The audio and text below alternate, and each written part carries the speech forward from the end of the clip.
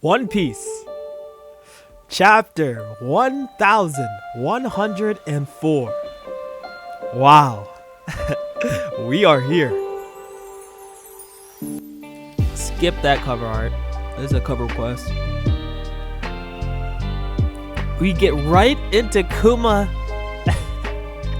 setting up that powerful punch. Okay?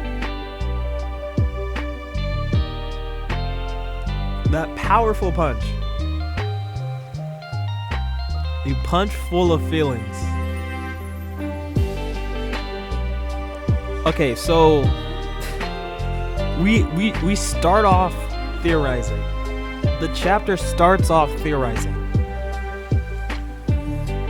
Kuma sets up a punch full of feelings, right? Is the flashback that we're getting here for us, the reader, or is Kuma actively thinking about how Saturn has affected his life? Or is the story just reminding us of how Saturn affected Kuma's life? See, we have a two sides of a coin there. It gives off, because of I already fully read the chapter, it gives off the feeling that it was, for the reader, because obviously Kuma is not supposed to be there at all, right? But then he's protecting Bonnie, so at least he knows that he's supposed to be protecting Bonnie, right? Now, okay, I'll get to the theorizing at the end of the chapter when Vegapunk says the stuff about the Buccaneers, but damn, is this not damning evidence that the Buccaneers were strong people, unwavering people that protected and died for the people they cared about, for the people they wanted to protect. They were ready and willing to die for them. The Buccaneer race is a race of people with the strongest will. Just the Buccaneers are descendants of Nika, are descendants of the family of D that helped during the war 900 years ago. The Buccaneer race is a race of people that were built upon being tough, being giants, being durable, being protectors. No wonder the Buccaneer race was basically wiped out when we first saw Kuma's family and the backstory of Kuma. The Buccaneer race was already pretty much them only. They were the last Buccaneers left in the world. Why? Because the Buccaneers were one of the D family races. There's a race of D families where the D clan had a bunch of races, different races, giants, regular humans, long ear tribe, long leg tribe, all that, long head tribe, you know what I'm saying? Vegapunk. They had everything, right? So the Buccaneers were part of the people that lost the war 900 years ago, and then they were enslaved, and then the enslaved Buccaneers were whittled down until it was only Kuma's family left. And then we all know what happened to them. They all were killed, including Kuma. Now, at the end of this chapter, Kuma is taken away. Now, who had that in their checkbooks, that Kuma was gonna live? I did! Like, everyone thought Kuma was dying here. Kuma's dying here. Kuma's gonna self-destruct. Kuma's gonna blah blah blah blah blah blah blah blah blah blah blah blah. Now we know. Vegapunk, this is not no regular self-destruct bullshit. He made sure Vegapunk made sure that there had to be consent. Okay? Let me cook involved. Okay? Kuma has to be okay with dying. To be okay with starting the bomb. Starting the self-destruct sequence. So if Kuma is not ready to die, is not ready to blow himself up, it will not happen. But Kuma was supposed to already be dead. Saturn says here, let me scroll down. What is the meaning of this? That's a good question. The truth is, I didn't install a traditional self-destruct mechanism. Okay? This is Vegapunk's words. I couldn't bear the idea of making you into a bomb. Knowing how those bastards would take full advantage of that. Of course, they'd immediately, after they were done using Kuma, fully when he was used up, he was gonna, alright, let's just use this to try to weaken some pirate or some shit. Blow up some island or something. But I still kept my word. I just used a different kind of failsafe. So Kuma is still a bomb, but it is a different activation, different failsafe involved that cannot be activated via a Gorosei. And he activated it. Saturn activated it. I programmed it to shut your body down completely. Between that and the loss of your individuality, you should be nothing but a vegetable now, incapable of receiving orders. So, from this translation, right? From this translation, you gotta say that, because obviously we don't know if this is the best translation, but everything seems very understandable, very coherent, very, very, very, very well, like, put together. Nothing doesn't make sense here. You know, so I'm guessing all of this text is very accurate. It seems accurate. So Vegapunk programmed him still to be a bomb, but instead of being able to activate this bomb, he's supposed to be a vegetable, just incapable of movement, orders, incapable of action entirely, right? So how was he able to go and protect Bonnie, know that he's supposed to protect Bonnie, know what Bonnie is, why Bonnie's important to be protected, and who he's protecting Bonnie against? Now, does he know all four of those things? At least three of those things he knows. He knows that he's supposed to protect Bonnie. He's supposed to make sure Bonnie doesn't take any damage. He's supposed to protect Bonnie. He's supposed to fight against Bonnie. He's not supposed to be moving. Like, how is he moving right now? It makes no sense other than him being a Buccaneer. Even accounting for Bonnie's presence here, you shouldn't have been able to reach us.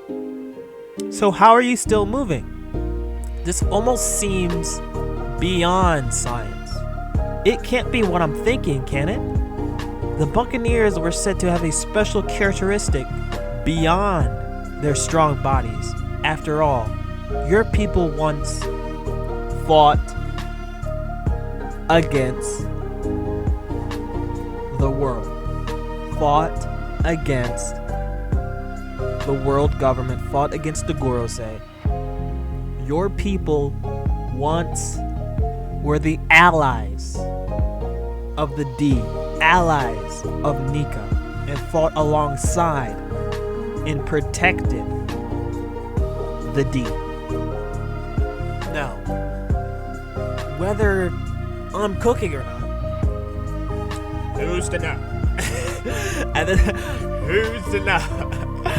But like, it's insane. Okay, now, after that, we have Bonnie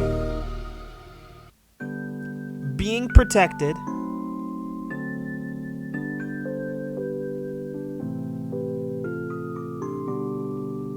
You have Kuma grabbing Bonnie and hugging her to protect her.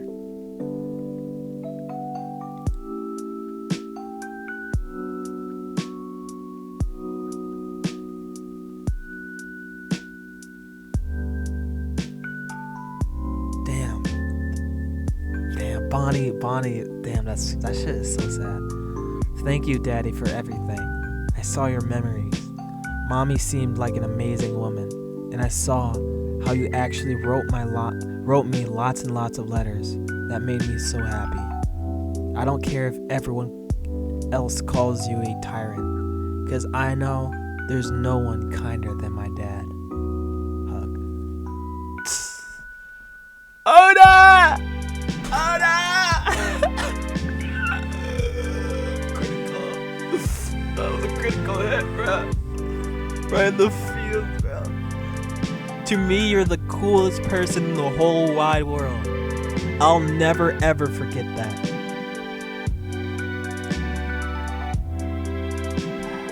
Bro. Now,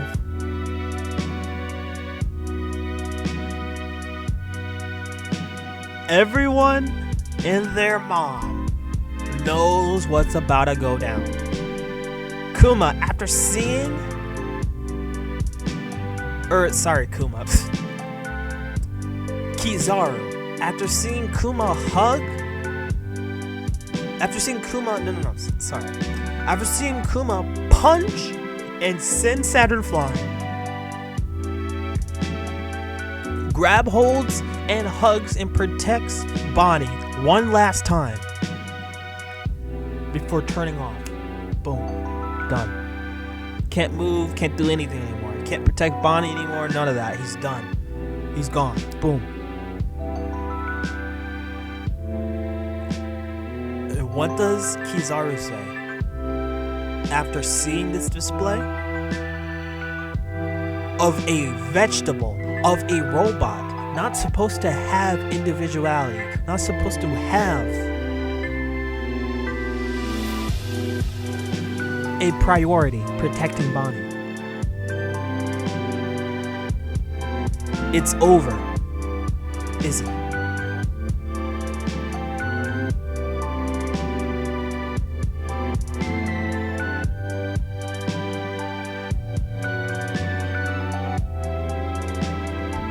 There is only one way that this goes down. There is only one way that this happens. Saturn is defeated by Luffy, and Kizaru lets it happen. That is the only way this is successful now.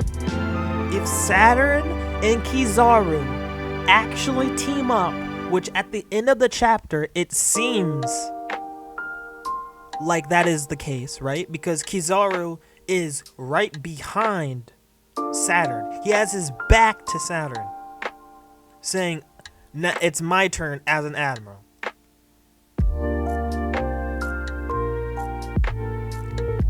Now, Vegapunk, you're a sad, sad man, Kizaru. Have you no heart? Now, this Kizaru line could be taken two different ways at this point. This Kizaru line could be taken as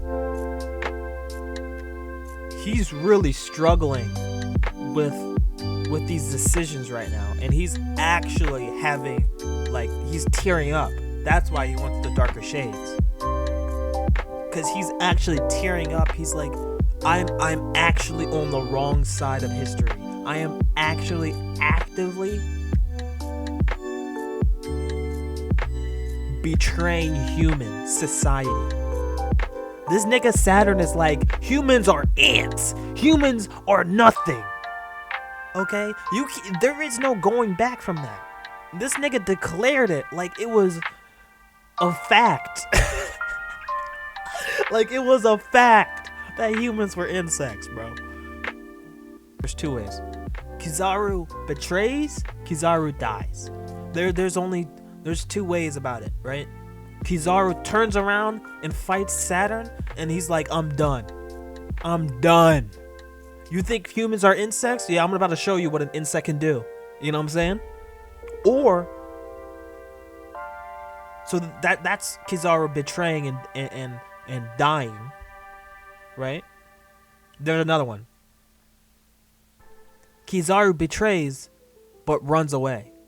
Helps the Straw Hats in some way get away. He doesn't betray Saturn. He doesn't betray the world government.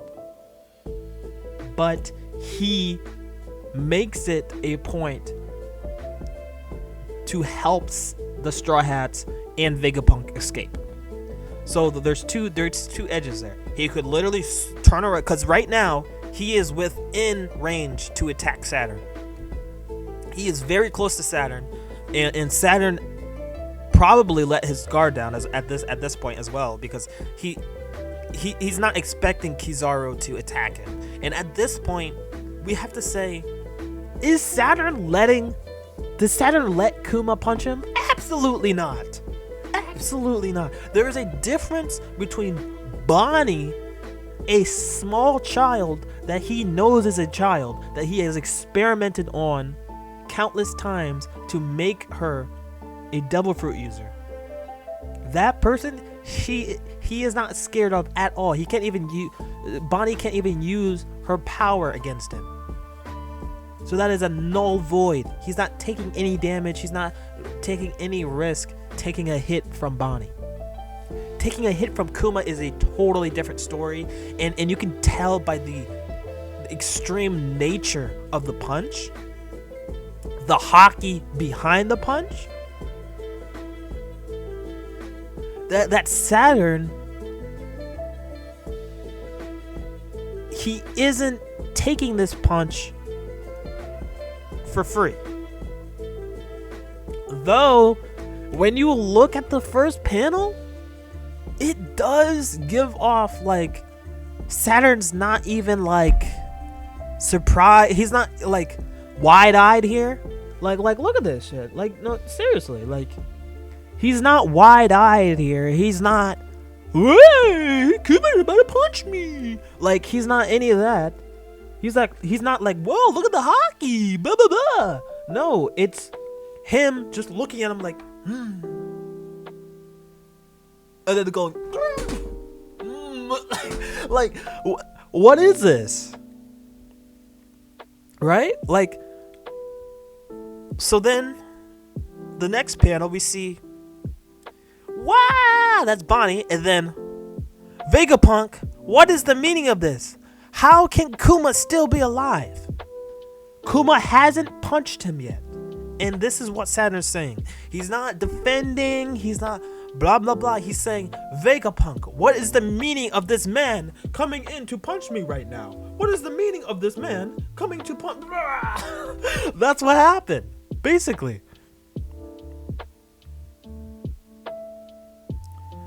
Saturn says, I made a use of our contingency plan a few days after the Revolutionary Army took him. I triggered his self-destruct mechanism.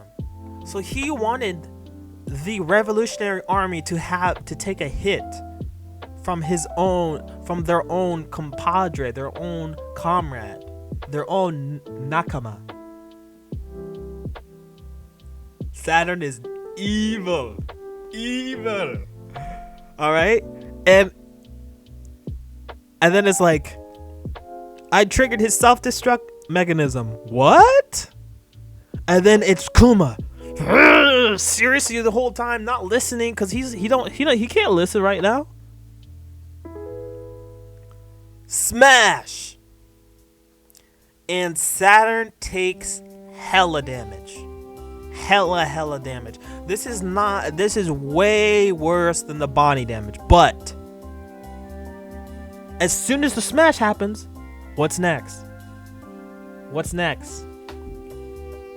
Saturn looking at Kuma. He's looking at Kuma while his shit's getting rocked. He's like looking at the guy punching him. That is some serious hockey on Saturn.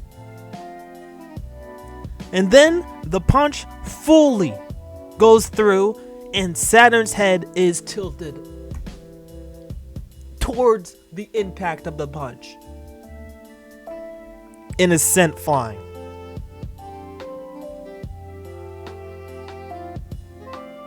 Into a couple of buildings. The buildings fall down. It looks like he's very hurt. Very hurt. And like his legs were like... Is that his arm? Okay, that was his arm. So his arm basically just got ripped the fuck off. And then Saturn. I see, as usual, to err is human. What? Well, I gotta take back what I said. What the fuck does that mean? You gentlemen have outlived your usefulness. Farewell. Shoop, shoop, shoop, shoop, shoop. And then, Daddy, get out of the way. You gotta move. I'm not gonna let you upset Bonnie-chan anymore, you dirty old spider. His attack is deflected. Yeah, we owe Kuma a huge debt, too. My goodness, you certainly have grown a lot. So now we get... Like, okay. So, we weren't aware that the Straw Hats knew that Kuma helped them, right? But now we're getting Frankie acknowledging that that they owe a huge debt to Kuma by sending them flying to different parts of the world to train because they were obviously too big-headed and were going to all get wiped out and killed and culled. One admiral. All it took was Kizaru to wipe the entire Straw Hat crew. Without Rayleigh there, they were all dead in jail cells. Luffy was dead from getting what's it called? What's that ceremony called? Yeah, he was gonna get sentenced to death, chopped off, head gone. Like all of them were gonna get killed like that. Robin, for sure, was just gonna die. She was just gonna die in a jail cell. Saturn was gonna come down, or something was gonna come down. And he's just like, "You're dead." You know what I'm saying? Just to get rid of her, because she knows too much. And then the others would be made as examples, so they would be sentenced to death. Luffy, 100% would be sentenced to death. So it's like, this is the first panel, first time a Straw Hat has acknowledged that Kuma saved them. Now there's still a thing where Sanji, because Sanji and Zoro were the only ones that knew about Kuma coming to wipe out the Straw Hats.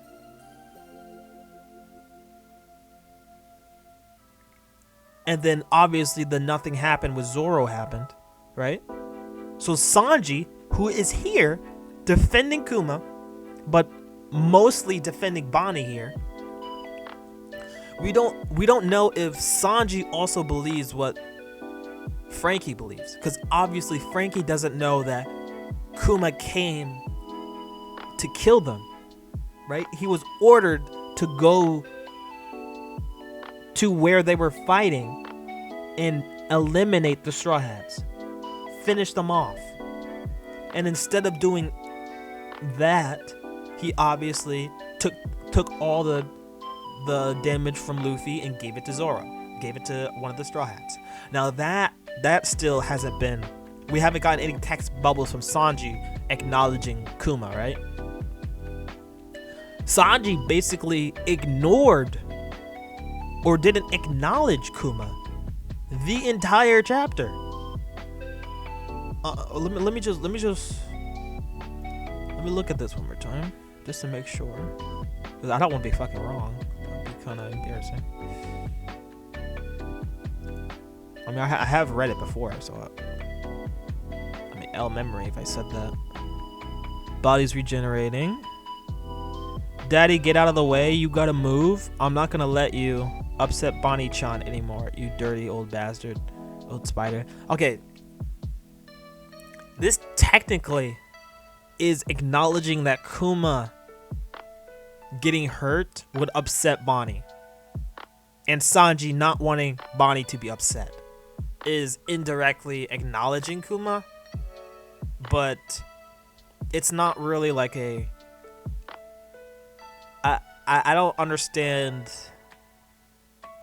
We don't understand the thought process behind Sanji's feelings for Kuma.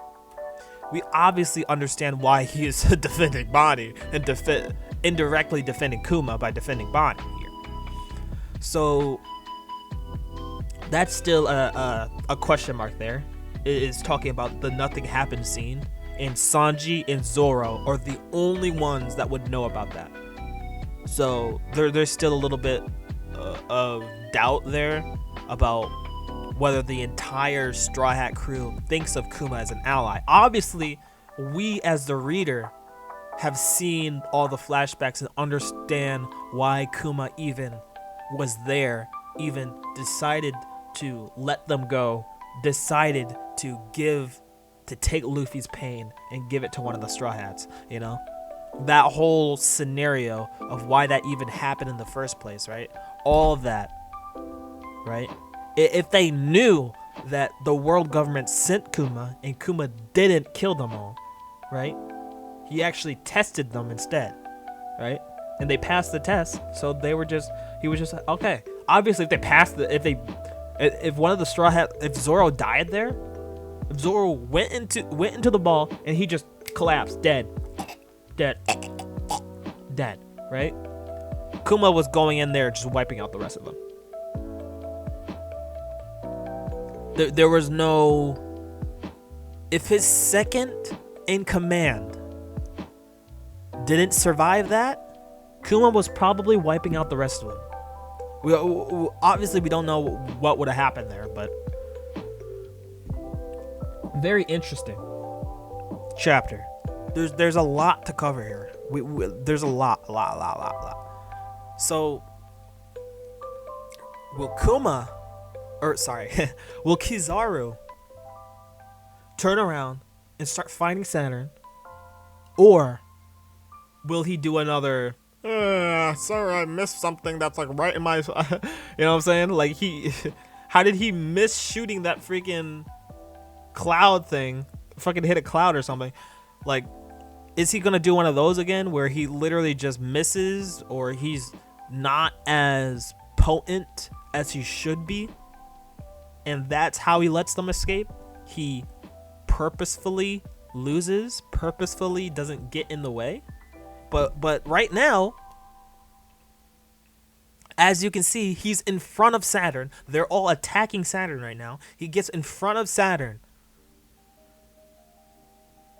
and says, now that Kuma's joined us, wouldn't you agree there are too many players on the board? I think it's about time we wrap this up. Now, Kuma didn't join you. He's not an ally of the world government, buddy. So what are we really saying here? And I'm saying,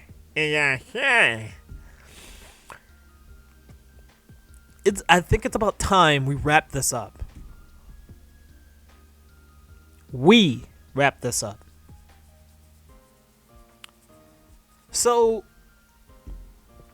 the way he's talking right now, he's still on Saturn's side right now. The way he's talking. But then when Vegapunk says, "You're a sad, sad man, Kizaru. Have you no heart? I should have bought a darker pair of shades. I'm going to embarrass myself at this rate." What does that mean? At this rate? So you're saying there's more embarrassment to come?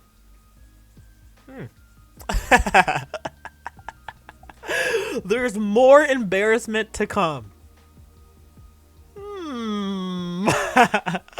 Why would he say that?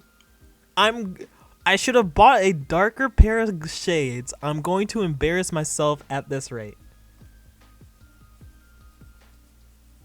I might be cooking. Yo, this is an amazing chapter, bro. I will 100% be there for the next chapter. I will be releasing my chapter review as soon as that shit hit another time again. Okay? I got my setup a little bit better now. My setup's a little bit better, so hopefully y'all like that. It's hella cold, so I got me right now. I'm right now. So this chapter is amazing. I cannot wait till the next chapter. No break next week. Forces of justice loom. There's only two ways.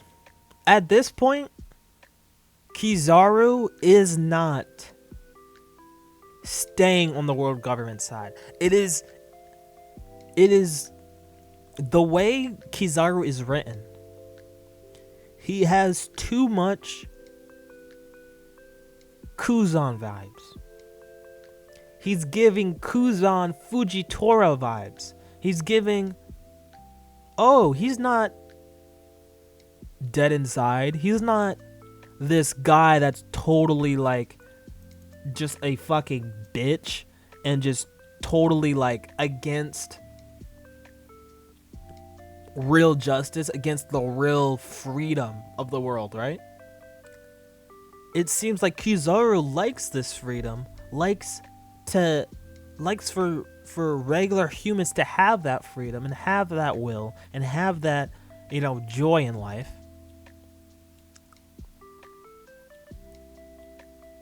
It doesn't make sense for Kizaru to defend Saturn here. But also it's like there's no way this is the first time you've seen Saturn talk like this. There's no way this is the first time you've known that the world government doesn't, that the real leaders of the world government, which are the Gorosei, no one else, and the Gorosei have 100% given Kizaru orders to just kill innocent people that don't need to be killed. But the Gorosei do not like them witnessing something that happened. Something that happened that they don't want the regular populace humans to know, understand, give that knowledge to other people through newspapers, etc., etc. So there, 100. I bet my entire house on it. I bet everything in my room on it. Okay, the world government, aka the Gorosei, have given orders to the admirals to kill innocent people, and they have done it. And Kizaru has 100% killed innocent people. There's no getting out of that. Green Bull has, Fujitora has. These admirals have 100% killed innocent people that shouldn't have been killed, that didn't need to be killed. So it's like, Kizaru, like, why are you betraying now? But okay, so you have Kuzan, who wanted to become the fleet admiral and take the reins of the Marines and turn it into a more just force.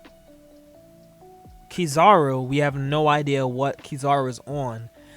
Like, it feels like he's on some chill timing. He's just like, I'm chill. I'll just do whatever the world government says. You know what I'm saying? He's like, no, I was gonna say he's the D1 rat, the D1 slave of the world government of the Gorosei, but obviously Akainu is the D1 slave of the Gorosei. Kizaru is the D2 slave of the world government. So the D2 slave, aka Kizaru, will betray next chapter, or will fight against Saturn next chapter and die. One of those two is happening. He's either betraying or getting killed by Kizaru and dying. Those are the only two things that make sense.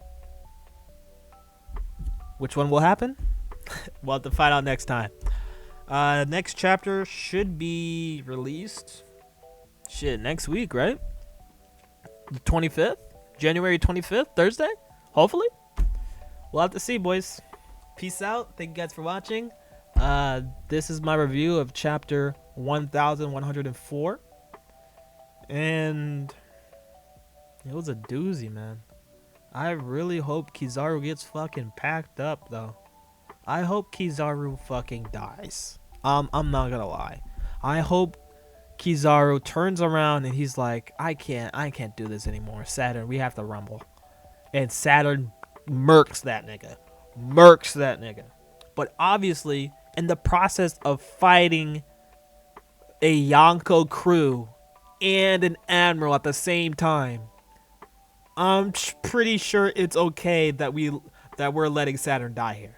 Like, I'm pretty sure it's okay for the power scaling people. Like, that's enough.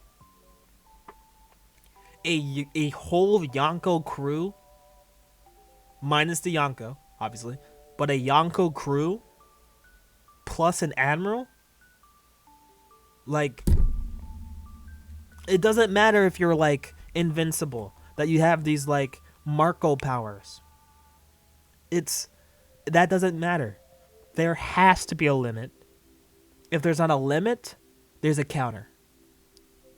Okay? But there's most definitely a limit. There's no way there's not a limit in combat to regenerating your entire body.